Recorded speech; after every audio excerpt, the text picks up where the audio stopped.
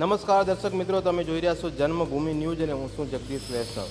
આજે દેવજૂલની 11 એટલે કે પરિવર્તિત એકાદશી એટલે કે શાસ્ત્રો અનુસાર કહેવા જઈએ તો ભગવાન વિષ્ણુ પોઢી ગયા બાદ આ દિવસે પડખું ફેરવે છે। તો આ દિવસે આપણા તળપદી ભાષામાં કહીએ, આપણી ગામઠી ભાષાની અંદર કહીએ તો દેવજૂલની 11 એના નિમિત્તે કે મંદિરમાંથી ભગવાન શ્રી રામ, લક્ષ્મણ, જાનકી અને હનુમાનજીને એક પાલખી સ્વરૂપમાં બેસાડીને પૂરા ગામની અંદર ભ્રમણ કરવામાં આવે છે અને પછી તળાવમાં જઈ અને આ ભાદરવી પક્ષ 11ની અંદર એમના સ્નાન કરવામાં આવે છે અને પાછા ગામમાં રેલી કાઢી અને સરસ મજાની રીતે વાજતે ગાજતે મંદિરની અંદર ભગવાન રામ, લક્ષ્મણ, જાનકી અને હનુમાનજીને વિરાજમાન કરવામાં આવે છે। ત્યારે ગામ આખું હિલોળે ચડ્યું હતું રાહા ગામે, એટલે થરાદ તાલુકાના રાહા ગામે આ વર્ષોથી ચાલતી આવતી પરંપરા છે। કેમ કે પહેલાં પણ અમુક ગામમાં રામજી મંદિર હતા, ત્યારે ગામડે ગામ એવા દેવજૂલની 11ના કાર્યક્રમ રાખવામાં આવે છે।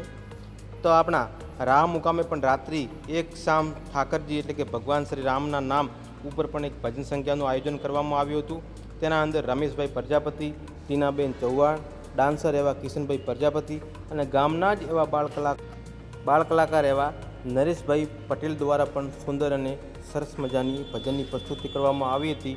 તેમાં વડીલો, બાળકો અને યુવાનો અને બહેનો પણ મન મૂકીને નાચ્યા હતા અને સવારે વાજતે ગાજતે ડીજેના તાલ ઉપર ઢોલના ટબકારે રેલી નીકાળવામાં આવી હતી રામજી મંદિર થઈને પૂરા ગામની અંદર, એટલે કે જેમ રથયાત્રામાં નીકળવામાં આવે છે એટલે કે રામજી પૂરા ગામની અંદર ભ્રમણ નીકળ્યા હતા અને એના અંદર સેંકડો લોકો એટલે ગામ લોકો પણ જોડાયા હતા, બહેનો પણ જોડાયા હતા।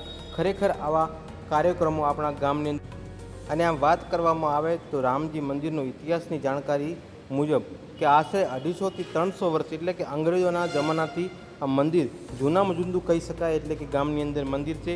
એના દ્વારા એટલે કે આજ 11 દ્વારા સુંદર અને સરસ મજાનું આયોજન કરવામાં આવ્યું હતું અને અતિ ભવ્ય એવા ગામ લોકોને સાથ સહકાર થકી આ એક કાર્યક્રમ સફળ બનાવવામાં આવ્યો હતો। અને મિત્રો ખરેખર આવા એટલે કે દેવજૂલની 11ના કાર્યક્રમો ગામડે ગામડે થવા જોઈએ, કેમ કે ગામડે તો રામજીના મંદિર નથી, પરંતુ પહેલાં જમાનાની અંદર અમુક ગામડામાં મંદિર હતા, એમને હિસાબથી આ દેવજૂલની 11નો આવો કાર્યક્રમ રાખવામાં આવતો હતો।